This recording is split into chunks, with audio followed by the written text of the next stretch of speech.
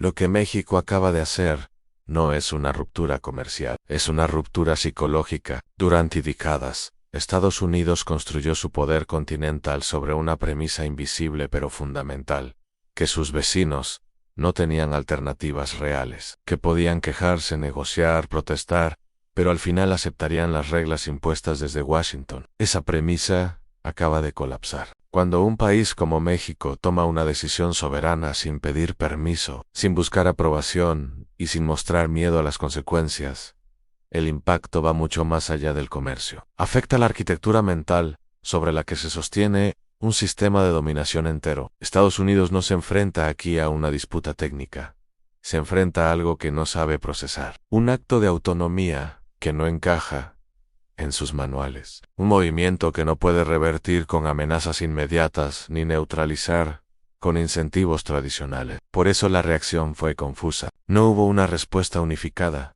Hubo contradicciones, mensajes cruzados en silencios incómodos. Cada departamento reaccionó desde su propia lógica, revelando una fractura interna que llevaba años gestándose. El problema no es México. El problema es que el sistema estadounidense ya no puede responder de manera coherente cuando su autoridad es cuestionada en su propio entorno. El tratado comercial no era solo un acuerdo económico, era un mecanismo de control estructural. Permitía a Estados Unidos organizar las cadenas productivas, fijar condiciones laborales indirectas y garantizar que los excedentes fluyeran hacia sus centros financieros. México producía en Estados Unidos, capturaba valor. Ese modelo funcionó mientras México aceptó salarios bajos, costos ambientales y una posición subordinada. Funcionó mientras no existían alternativas creíbles. Funcionó mientras China no ofrecía otra puerta. Hoy, esas condiciones desaparecieron. México ya no actúa desde la urgencia, actúa desde el cálculo, desde una posición en la que sabe que Estados Unidos necesita más a México de lo que admite públicamente. Las cadenas de suministro, la industria automotriz, la energía y la logística dependen de una integración que no puede desmontarse de la noche a la mañana. Esa dependencia es el verdadero punto ciego de Washington. Durante décadas, Estados Unidos creyó que integrar a México era una forma de control. Nunca asumió que esa integración también lo volvía vulnerable. Cuando la producción crítica se externaliza, se pierde margen de coerción, y cuando ese margen desaparece, las amenazas pierden efecto. China entendió esto antes que nadie.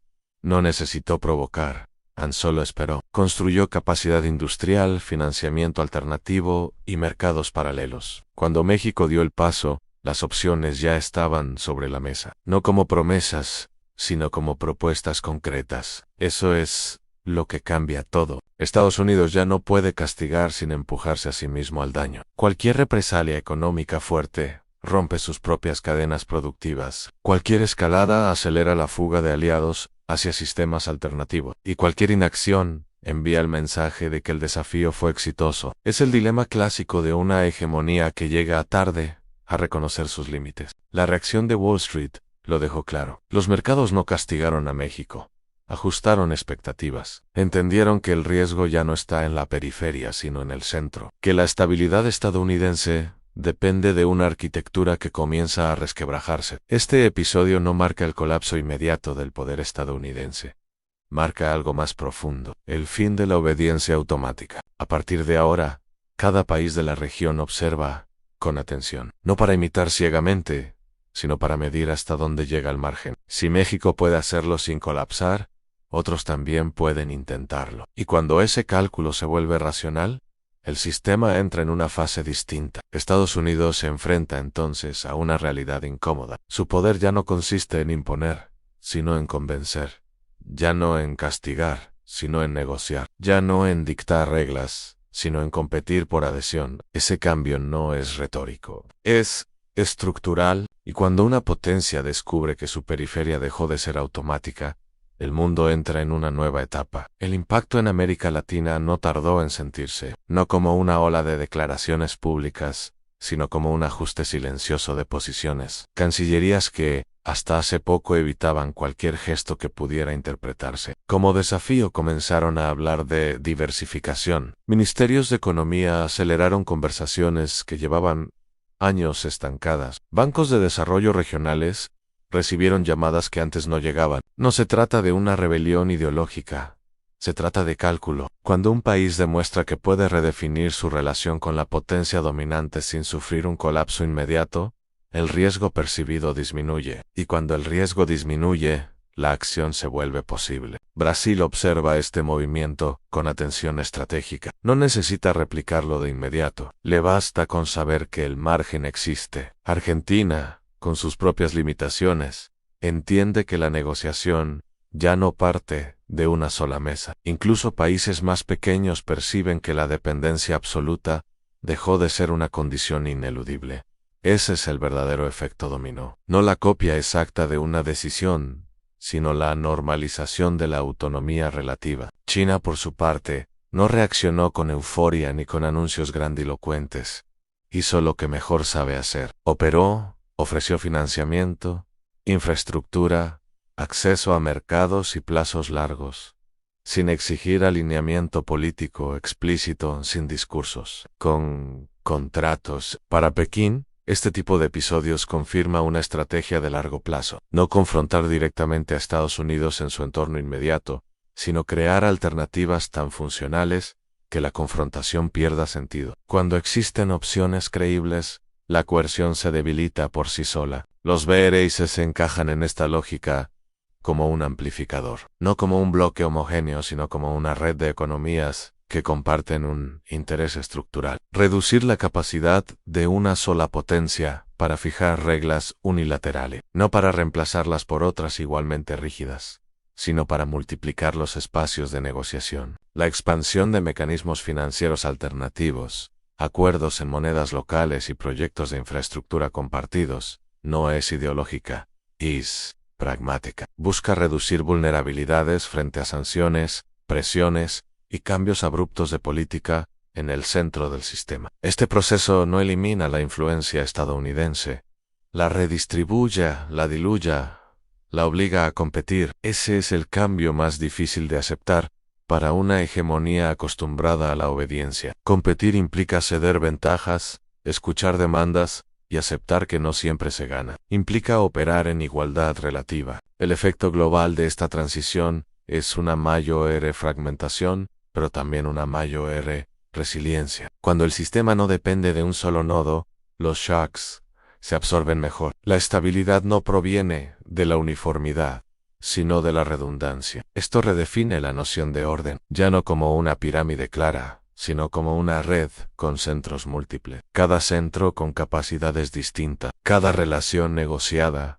caso por caso. En ese entorno, el poder se vuelve menos espectacular y más técnico, menos visible en discursos y más presente en contratos, estándares, rutas y financiamiento. Quien domina esos espacios ejerce influencia real sin necesidad de exhibirla. Estados Unidos enfrenta aquí una decisión estratégica. Puede intentar restaurar un control que ya no es viable, pagando costos crecientes, o puede adaptarse a un rol distinto, más competitivo, más negociador y menos automático. La historia sugiere que las potencias que logran adaptarse conservan influencia durante más tiempo que aquellas que se aferran a esquemas agotados. La transición no es cómoda, pero es preferible al desgaste continuo. México, al dar este paso, no se convierte en líder regional automático, se convierte en precedente, y los precedentes, en política internacional, pesan más que las declaraciones. A partir de ahora, cada negociación incluirá una pregunta que antes no se formulaba. ¿Qué pasa si no aceptamos estas condiciones? Y cuando esa pregunta tiene respuestas plausibles,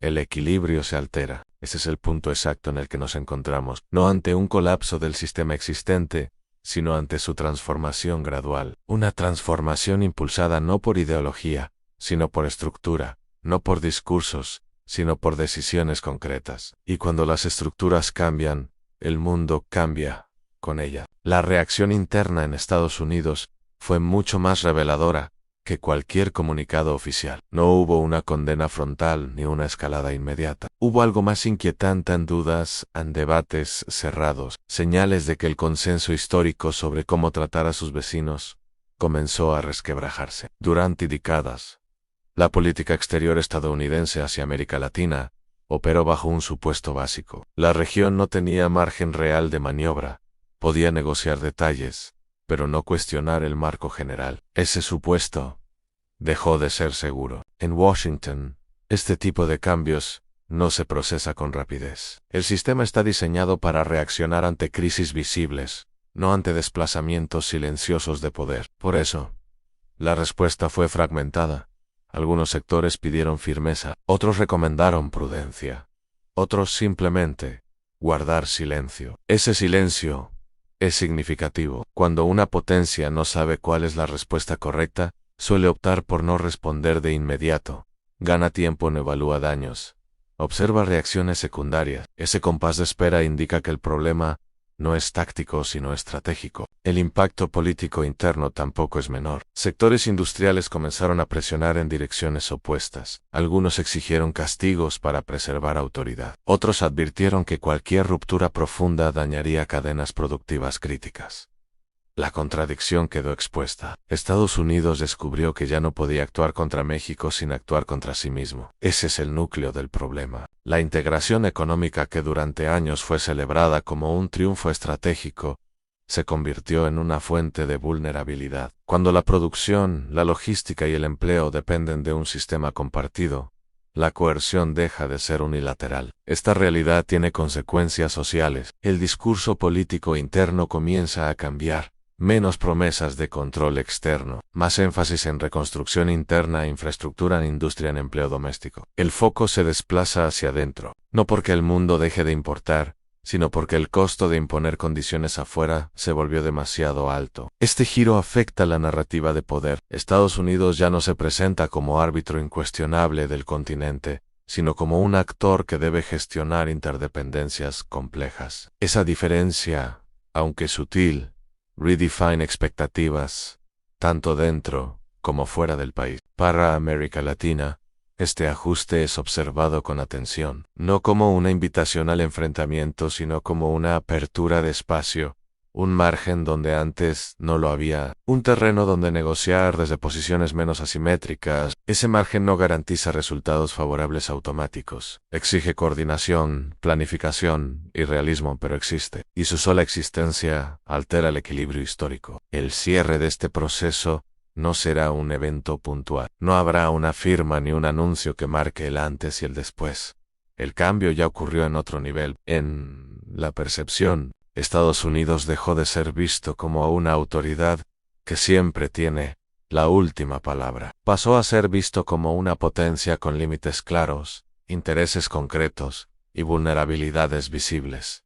Eso no elimina su poder, pero lo redefine. México, al ejercer autonomía, no rompió el sistema, lo obligó a adaptarse, y cuando un sistema se adapta, revela que ya no puede operar como antes. El efecto final es un orden continental más negociado, más fragmentado y más realista. Un orden donde la obediencia automática pierde sentido y la cooperación se vuelve una elección, no una imposición. Ese es el verdadero punto de inflexión, no una confrontación abierta, no un colapso abrupto, sino la transición silenciosa de un modelo agotado hacia otro, aún en construcción. La historia rara vez cambia con estruendo. A menudo lo hace con decisiones que parecen técnicas, con silencios incómodos y con reacciones que llegan tarde.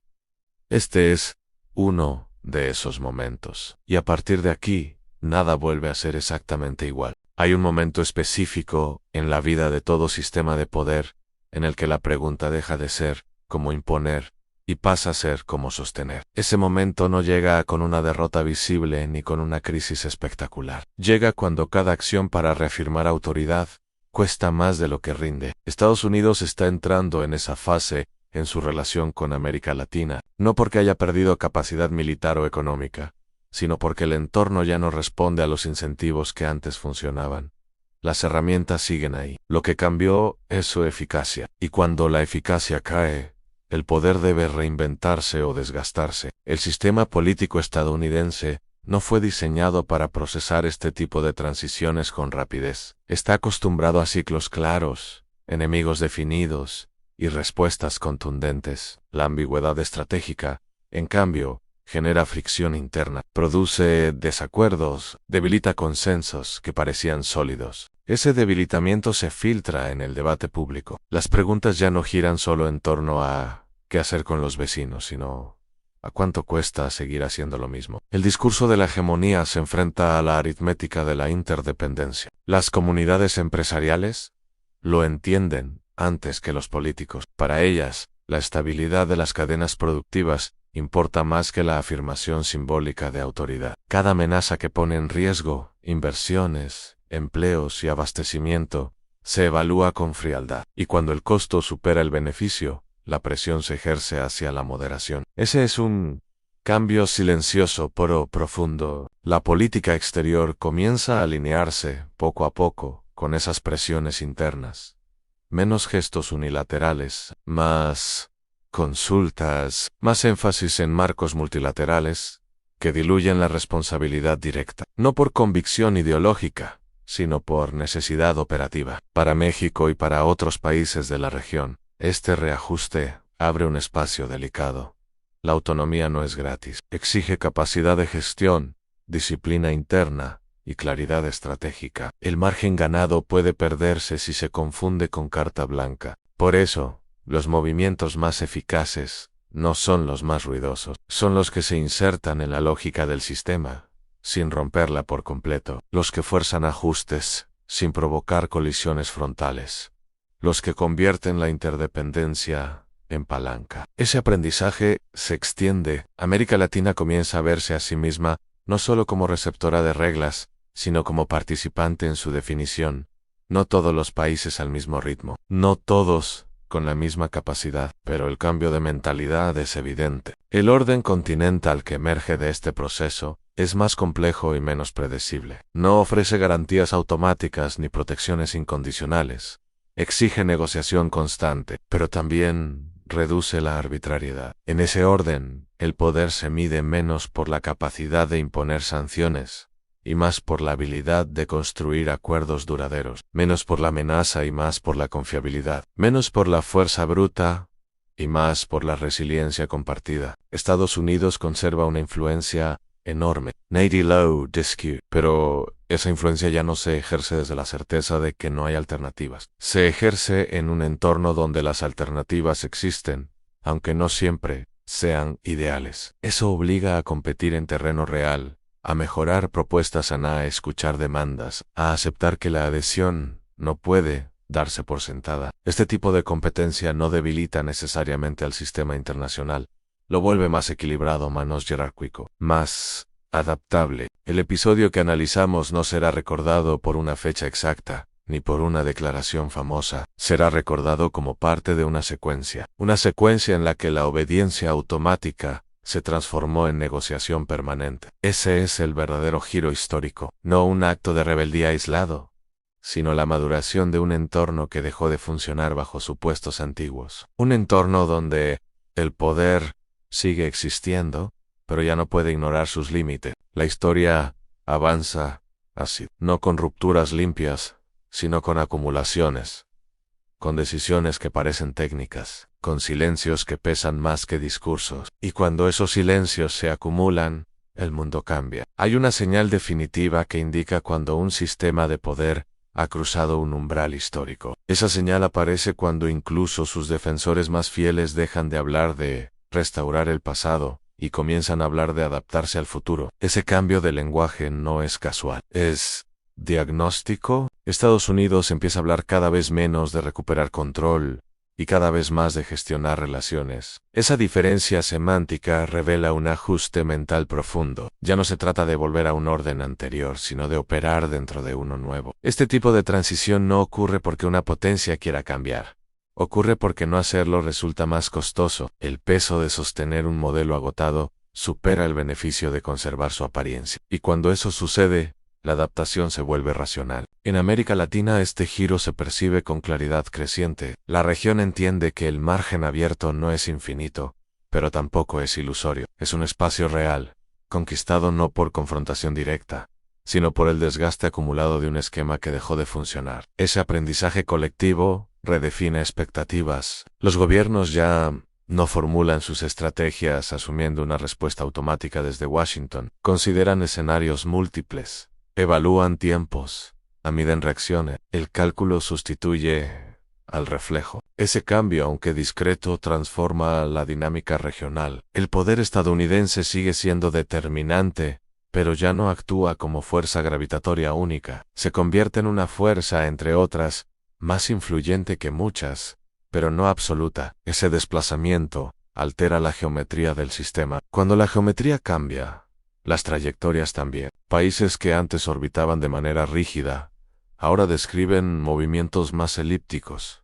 Se acercan, se alejan, negocian, no rompen vínculos, pero tampoco se subordinan sin condiciones. Esa flexibilidad es el rasgo dominante del nuevo ciclo. El costo de este proceso es la incertidumbre. Un orden menos jerárquico es, por definición, menos predecible. Exige mayor capacidad diplomática, más coordinación interna y mayor tolerancia al riesgo. No todos los actores están preparados para ello, pero el beneficio es significativo. Reduce la arbitrariedad, amplía opciones, disminuye la probabilidad de imposiciones unilaterales sin contrapeso. El sistema se vuelve más complejo, pero también más equilibrado. Estados Unidos, al adaptarse, enfrenta su propio desafío interno. Debe reconciliar su narrativa histórica con una realidad distinta. Debe explicar a su población que el liderazgo ya no consiste en mandar, sino en sostener coaliciones, que el poder no desapareció, pero cambió de forma. Ese proceso de ajuste cultural es lento y a menudo conflictivo. Genera resistencias, alimenta nostalgias, produce discursos que prometen restauraciones imposibles. Pero, con el tiempo, la realidad se impone. La política exterior comienza entonces a parecerse más a la gestión que a la proclamación. Menos grandes anuncios, más acuerdos técnicos, menos gestos simbólicos, más trabajo silencioso. Ese es el signo de un sistema que ha entrado en su fase adulta. Para América Latina, este momento representa una oportunidad y una prueba. La oportunidad de negociar con mayor autonomía, la prueba de hacerlo con responsabilidad. El margen existe, pero no garantiza éxito automático. Exige visión estratégica y coherencia interna. El error sería confundir este cambio con un vacío de poder. No lo es. Es una redistribución. Y en toda redistribución, quien no se prepara queda expuesto. El desenlace de este proceso no será un nuevo dogma ni un nuevo centro indiscutido. Será un equilibrio móvil, constantemente reajustado. Un orden donde el poder se ejerce con límites reconocidos y donde la negociación reemplaza a la obediencia automática. Ese tipo de orden no es más débil, es más realista. La historia demuestra que los sistemas que aceptan sus límites sobreviven más tiempo que los niegan. La negación conduce al choque. La adaptation, a la continuidad. Estados Unidos ha comenzado ese camino. América Latina lo observa y lo aprovecha. El mundo lo incorpora como nueva referencia. No estamos presenciando el final de una potencia, sino el final de una etapa. La etapa de la centralidad incuestionable. Lo que viene después es más complejo, más exigente y menos cómodo, pero también más estable en el largo plazo. Ese es el verdadero significado de este momento histórico. No el ruido de una confrontación, sino el silencio de una transición que ya no puede revertirse.